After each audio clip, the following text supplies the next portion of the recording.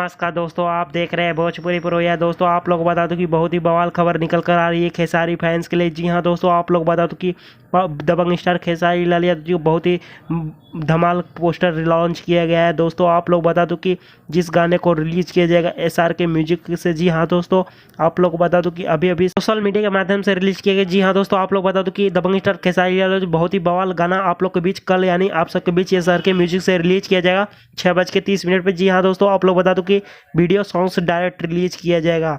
दोस्तों जिस गाने का बोल रखा गया है कि बटन खाइल जाई मटन, तो आप लोग बता दो कि इस गाने को गाए हैं दबंग स्टार खेसारी लाल यादव जी और अंतरा सिंह प्रियंका जी। तो इस गाने को संगीत दिए हैं श्याम आजाद जी। जी हाँ दोस्तों, आप लोग बता दो कि इस गाने को गीत श्याम देहाती और आजाद सिंह। जी हाँ दोस्तों, आप लोग बता दो कि इस गाने को दोनों यही गाने लिखे हैं, संगीत भी दिए हैं और म्यूजिक भी दिए हैं। जी हाँ दोस्तों, आप लोग बता दो कि कल सुबह में 6:30 पे SRK म्यूजिक पे इस गाने को full HD video songs release किएगा। दोस्तों यह पक्का रिकॉर्ड कल सुबह में बनाने वाला है। जी हाँ दोस्तों, आप लोग कल सुबह में तैयार रहिए खेसारी फैंस लोग।